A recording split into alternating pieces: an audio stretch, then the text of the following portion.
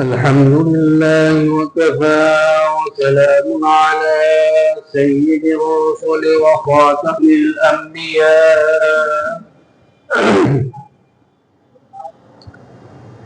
وعلى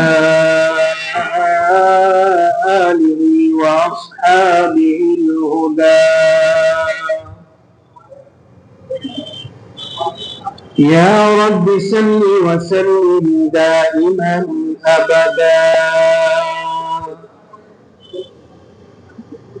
على حبيبك خير الخلق كلهم.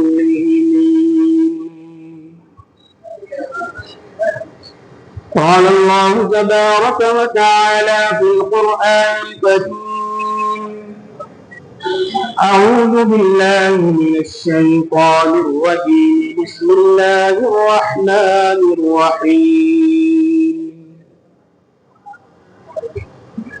وبشر الصابرين الذين إذا أصابتهم مصيبة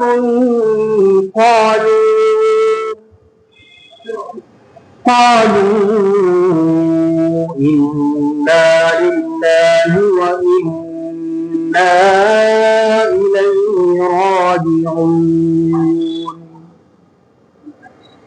أولئك عليهم صلوات من ربهم ورحمة وأولئك هم المهتدون. صدق الله العظيم.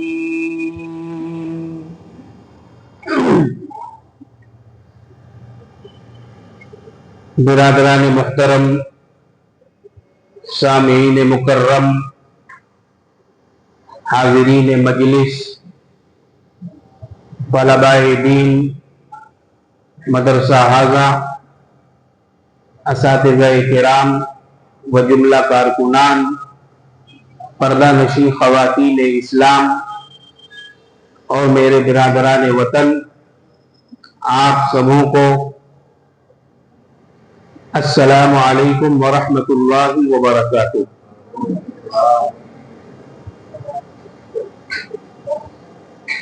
میرے بزرگوں اور دوستوں، جیسا کہ آپ حضرات کو یہ بات معلوم ہے کہ محرم الحرام کا ایک مقدس متبرک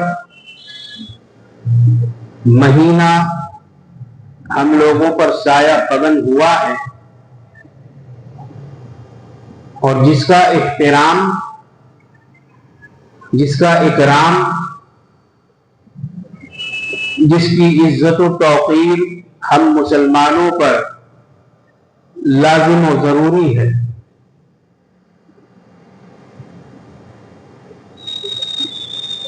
کیونکہ اگر ہم اپنے ماہ و سال کی قدردانی نہیں کریں گے، اس کی عزت و توقیر نہیں کریں گے، اس کا احترام نہیں بجا لائیں گے، تو آخرت میں ہم سے سوال ہوگا۔ یہ ماہ و سال ہم انسانوں کے بنائے ہوئے نہیں ہیں، یہ اللہ رب العالمین کا بنایا ہوا، یہ پروردگار عالم کا بنایا ہوا، یہ دونوں جہان کے پالن ہار کا بنایا ہوا ہے۔ لہذا اس بنانے والے نے جب اس دھرتی کو بنایا، جب اس دنیا کو وجود بخشا، جب اس کائنات کو سجایا، تو ہدایت کے لیے دنیا میں مختلف ادوار میں نبیوں کو، رسولوں کو اور پیغمبروں کو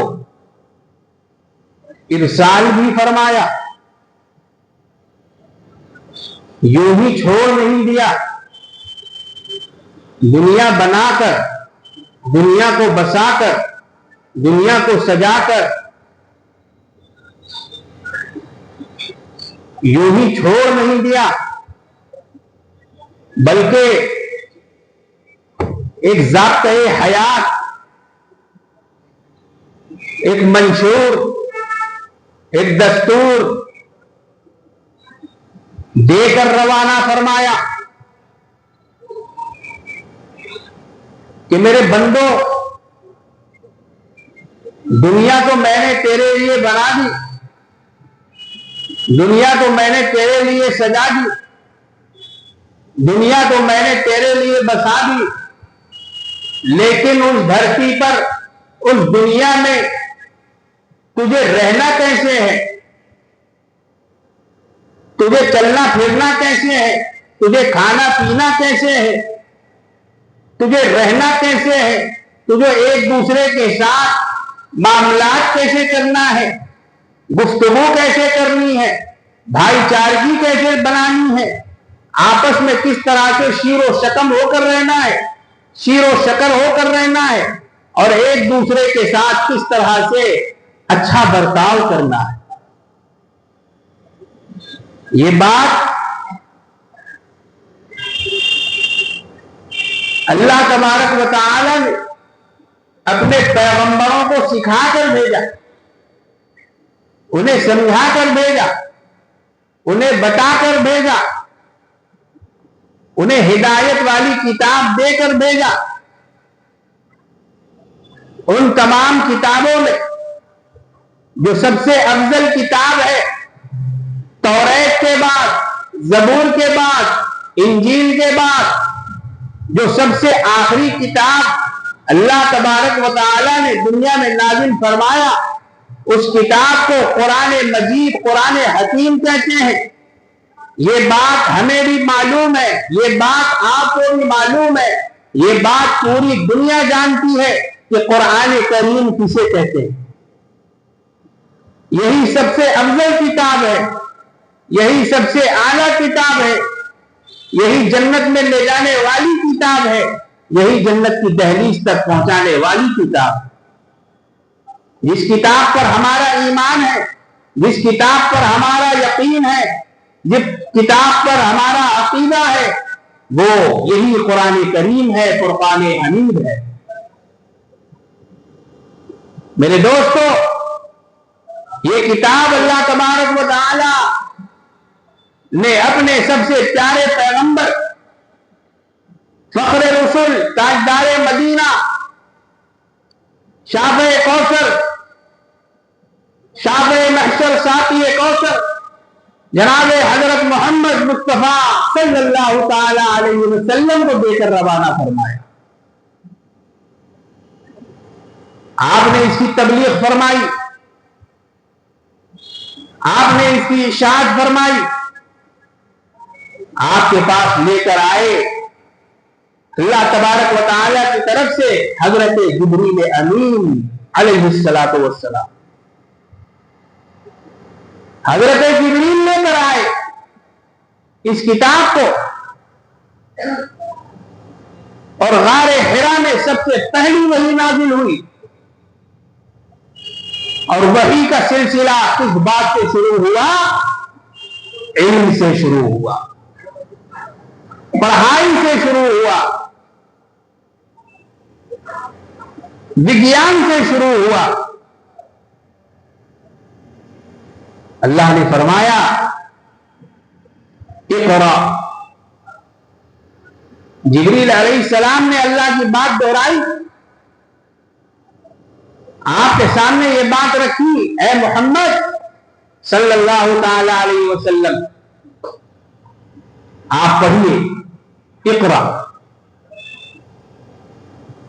آپ پڑھیے۔ آپ علیہ السلام نے فرمایا ما انا بقاری، میں پڑھا ہوا نہیں ہوں، میں پڑھا ہوا نہیں ہوں، مجھے معلوم نہیں ہے، مجھے پتہ نہیں ہے، مجھے علم نہیں ہے پڑھائی کے بارے میں، پڑھنے کے بارے میں۔ پھر فرمایا جبریل علیہ السلام نے، اے نبی پڑھیے، اقرا۔ پھر آپ نے وہی جملہ ارشاد فرمایا، ما انا بقارئ، میں پڑھا ہوا نہیں ہوں۔ پھر تیسری دفعہ حضرت جبریل علیہ السلام نے فرمایا، اے نبی پڑھیے، اقرا بسم ربک الذی خلق، اپنے اس پروردگار کے نام سے آپ پڑھیے جس نے سب کو پیدا کیا، جس نے آپ کو پیدا کیا، جس نے ہم کو پیدا کیا، جس نے زمین کو پیدا کیا، جس نے آسمان کو پیدا کیا، جس نے کائنات کو پیدا کیا، جس نے درختوں کو پیدا کیا، جس نے حجر و شجر کو پیدا کیا، آپ اس کے نام سے پڑھیں۔ اقرا بسم ربک الذی خلق، اے نبی آپ پڑھیے، اس پروردگار کے نام سے پڑھیے جس نے آپ کو پیدا فرمایا اور جس نے دنیا کی ہر چیز کو پیدا فرمایا۔ تو میرے دوستو، آقا نامدار جناب محمد رسول اللہ صلی اللہ تعالی علیہ وسلم نے اللہ کے مبارک نام سے متاثر ہو کر پڑھنا شروع کیا، پڑھنا شروع کیا۔ جبریل علیہ السلام جیسا جیسا آپ کو سکھاتے جاتے، جیسا جیسا آپ کو بتاتے جاتے، آپ اسی طریقے سے پڑھتے جاتے۔ تو میرے محترم بزرگوں اور دوستوں،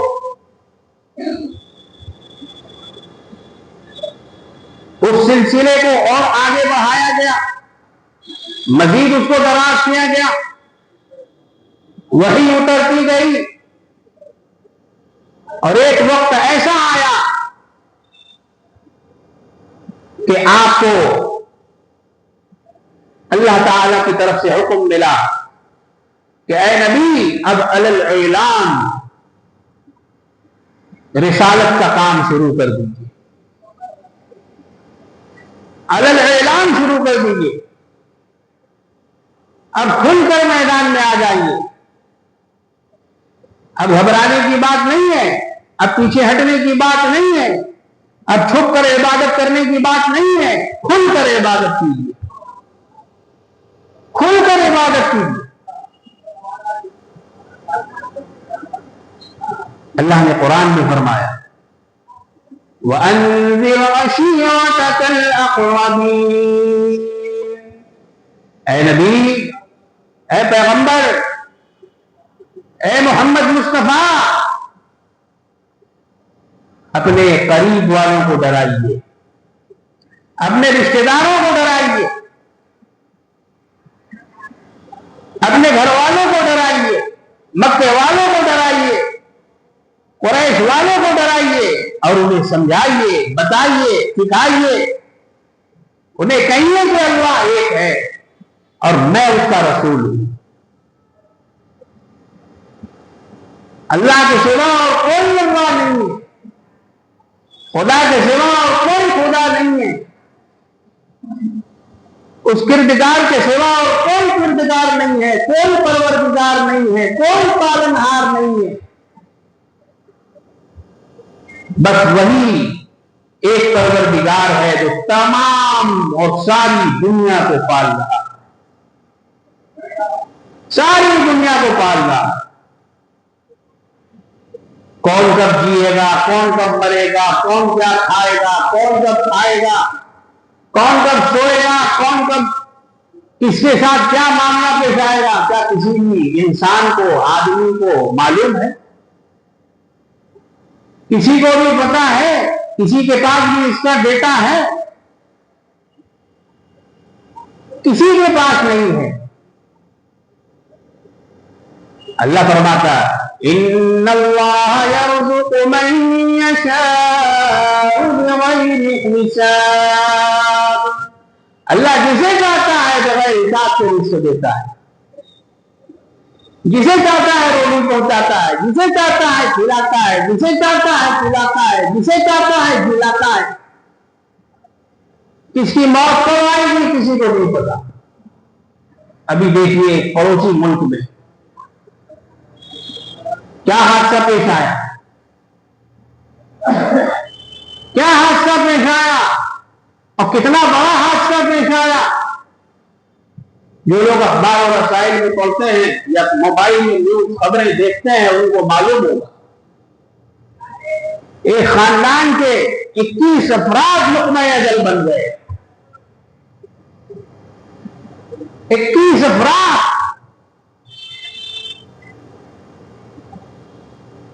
کا انتقال ہو گیا۔ گئے تھے وہ لوگ گھومنے کے لیے، سیر و تفریح کے لیے، آج کل گھومنا پھرنا بھی آسان نہیں رہا، بہت ہوشیاری ہوشمندی سے آدمی کو کہیں نکلنا چاہیے سفر میں۔ اسی لیے حضور نے فرمایا کہ سفر کبھی بھی اکیلے مت کیا کرو، یا تو قافلے میں کیا کرو یا پھر کم سے کم ایک آدمی تو تمہارے ساتھ ضرور رہے، کم سے کم ایک آدمی کا ساتھ ہونا سفر میں بہت ضروری ہے۔ اور آج تو حال یہ ہے کہ ہم لوگ بے دھڑک سفر شروع کر دیتے ہیں، بغیر کسی سے رائے کیے ہوئے، بغیر کسی سے مشورہ کیے ہوئے۔ گھر کے بڑوں سے مشورہ لینا چاہیے، بات چیت کرنی چاہیے، اس کے متعلق پوچھنا چاہیے، تب سفر کرنا چاہیے۔ بہرحال وہ پورا خاندان ایک جھٹکے میں صاف ہو گیا۔ وہ لوگ ایک ٹیلے پر چڑھے فوٹو کھنچوانے کے لیے، سیلفی بنوانے کے لیے۔ یہ سیلفی بھی دیکھیے عجیب بلا، یہ آدمی کو کہاں کہاں موت کے گھاٹ نہیں اتار رہی ہے۔ آدمی پاگل ہو گیا ہے، نوجوان آج کا پاگل ہو گیا، دماغ اس کا خراب ہو گیا سیلفی بنوانے کے چکر۔ کوئی 50 مالے بلڈنگ کے اوپر چڑھ کر فوٹو کھنچا رہا ہے، سیلفی بنوا رہا ہے، اور کوئی ٹرین کے سامنے سیلفی بنوا رہا ہے، سیدھا ٹرین کے ساتھ چلا جا رہا ہے، ٹرین اس کو اپنے ساتھ لیتے جا رہی ہے، اور کہاں پہنچا رہا ہے؟ سیدھا دوسری دنیا۔ ایسی تصویروں سے اور ایسے فوٹوؤں سے اور ایسی سیلفیوں سے کیا فائدہ جب آدمی خود اپنی جان کو ہلاکت میں ڈال دے؟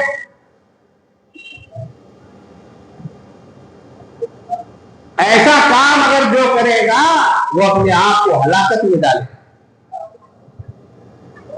اللہ نے قرآن میں فرمایا وَلَا تُلْقُوا بِأَيْدِيكُمْ إِلَى التَّهْلُكَةِ، اپنے آپ کو جان بوجھ کر ہلاکت میں مت ڈالو، ہلاکت میں مت ڈالو، سوچ سمجھ کر کام کرو، عقل مندی اور ہوشیاری سے کام کرو۔ اللہ نے دماغ دیا ہے نا بھائی، دماغ کا استعمال کرو۔ پورا خاندان بیچارہ چلا گیا، ایک دوسرے کو مرتے ہوئے دیکھتے رہے لوگ، لیکن کوئی کچھ نہیں کر سکا، کوئی کچھ نہیں کر سکا۔ معلوم تھا ان لوگوں کو، پتا تھا کہ میری موت ہے، چھوٹے چھوٹے بچے تھے، عورتیں تھیں، مرد حضرات تھے، لیکن کوئی نہیں بچا سکتا۔ یہ عبرت کی جگہ ہے، عبرت کی جگہ ہے، عبرت کا مقام، یہ عبرت کی جگہ ہے، تماشا نہیں۔ یہاں عبرت پکڑیے اور پھر اسی کے مطابق زندگی گزاریں۔ میرے بزرگوں اور دوستوں، تو اس طرح سے اللہ تبارک و تعالی نے اس دنیا میں اپنے بہت سارے پیغمبروں کو بھیجا ہدایت کے واسطے، لوگوں کو بہرا روی سے ہٹا کر سیدھی راہ پہ لانے کے واسطے۔ سیدھی راہ کون ہے؟ سیدھی راہ کیا ہے؟ حضور نے خود بتایا۔ حضور نے ایک لکیر کھینچی اور اس سے بالکل برابر سرابر دو لکیریں اور کھینچی۔ آپ نے صحابہ سے فرمایا کہ دیکھو یہ راستہ بالکل سیدھا ہے، یہ لکیر جو جا رہی ہے یہ بالکل سیدھی لکیر ہے جو تمہیں سیدھے جنت تک پہنچا دے۔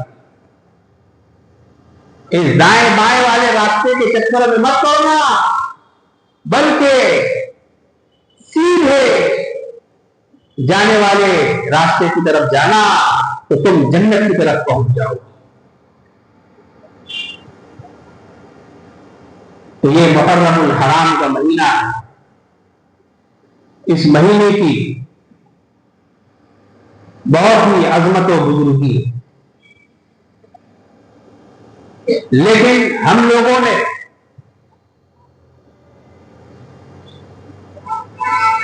اس کو ایک الگ ہی مہینہ تصور کر لیا ہے۔ دوسروں کی دیکھا دیکھی اور نقالی کرتے ہوئے سنی مسلمان بھی آج سینہ پیٹ رہا۔ بھائی سینہ پیٹنے کے لیے ہمارے پیارے پیغمبر جناب محمد الرسول اللہ صلی اللہ علیہ وسلم نے ہم کو نہیں سکھایا۔ ہمارے دین میں سینہ کوبی نہیں ہے، ہماری شریعت میں یہ چیزیں نہیں ہیں، جن کے یہاں ہیں جو کر رہے ہیں وہ اس کے خود ثواب دی گئی، لیکن ہمیں جو کرنے کے لیے کہا گیا ہے، ہمیں جو سکھایا گیا ہے، ہمیں جو بتایا گیا ہے، ہم تو وہ کام کریں گے، ہم تو وہی کام کریں گے اور انہی طریقوں پر چلیں گے، انہی طریقوں پر چلیں گے۔ کسی کی دیکھا دیکھی کرنے کی ضرورت نہیں۔ کوئی کالا کپڑا پہن رہے ہیں تو پہننے دیجیے، کسی کے کالے کپڑے سے آپ کو تکلیف نہیں ہونی چاہیے، وہ ان کا دین ہے، ان کا ایمان ہے، وہ پہن رہے ہیں اپنے عقیدے کے مطابق، لیکن ہمارا یہ عقیدہ نہیں۔ ہم کو چاہیے کہ ہم اپنے عقیدے کے مطابق چلیں، اپنے عقیدے کے مطابق رہیں، اپنے عقیدے کے مطابق عبادات کا معاملہ کریں۔ یہ ہے دین پر چلنا، یہ ہے دین پر چلنا۔ حضور کا جو طریقہ ہے، حضرات صحابہ کرام رضوان اللہ تعالی علیہ اجمعین کا جو طریقہ ہے، ہم لوگ تو اسی طریقے پر چلیں گے انشاءاللہ تبارک و تعالی۔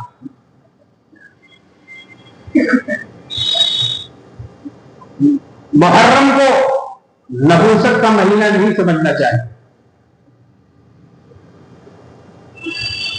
یہ سینہ کوبی والا مہینہ نہیں ہے، غم منانے کا مہینہ نہیں ہے، اور اس کے علاوہ جو بھی خرافات محرم میں سنی حضرات کی طرف سے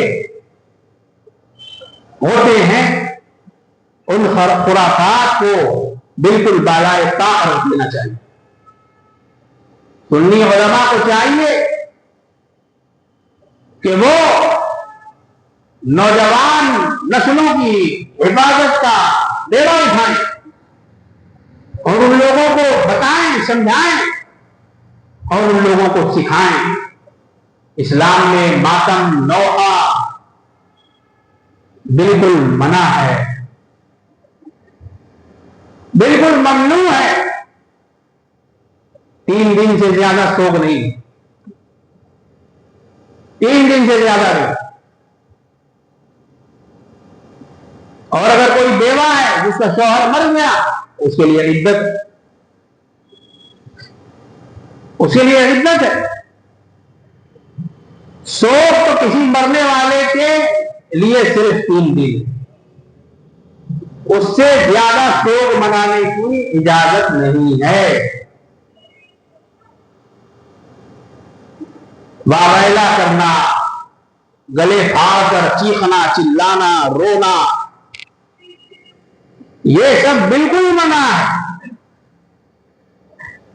اور سختی سے منع ہے.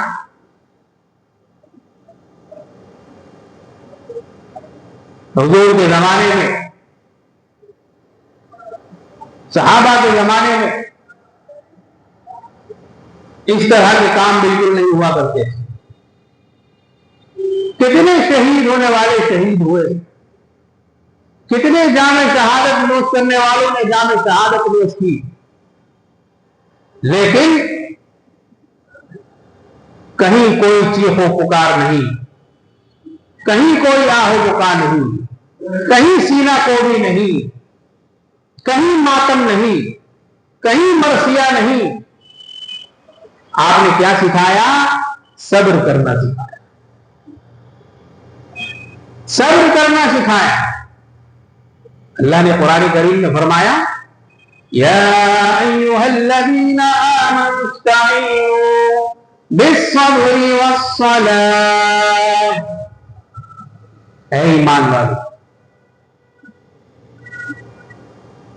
استعینوا، تم مدد چاہو، بالصبر والصلاۃ، نماز کے ذریعے سے اور صبر کے ذریعے سے. نماز کے ذریعے سے اور صبر کے ذریعے سے، یہ ہمیں سکھایا گیا. اور صحابہ ان باتوں پر جمے رہے، ڈٹے رہے، اور شباب قدمی کا ان حضرات نے وہ مظاہرہ پیش کیا کہ آج تک اس کی کوئی نظیر پیش نہیں کر سکتا. یہ تو حضرات صحابہ کرام کا جگرا تھا، یہ ان کا جگرا تھا، یہ ان کی ایمان کی قوت تھی، یہ ان کا اسلام تھا، یہ ان کا دھرم تھا جو سکھایا تھا کملی والے پیغمبر آخر الزمان جناب محمد رسول اللہ صلی اللہ تعالی علیہ وسلم نے. عزو علیہا بالنواجذ، آپ علیہ السلام نے فرمایا میری سنت کو دانتوں کے جبڑوں سے مضبوطی سے پکڑے رہنا، مضبوطی سے پکڑے رہنا. نواجذ کہتے ہیں نوکیلے دانتوں کو. اگر کوئی چیز آپ ان دانتوں کے درمیان میں لے لیں، پکڑ لیں، تو وہ چیز جلدی چھوڑائی نہیں جا سکتی. تو آپ نے یہ مثال دی کہ میری سنت کو مضبوطی کے ساتھ تھام لینا، جبڑوں سے پکڑنا، نوکیلے دانتوں سے پکڑنا، یعنی مضبوطی کے ساتھ تھام لینا اور بہکنا نہیں، کسی کے بہکاوے میں نہیں آنا، کسی اور کے بتانے پر نہیں لانا، بلکہ جو میری سنت ہے، میرے صحابہ کا طریقہ ہے،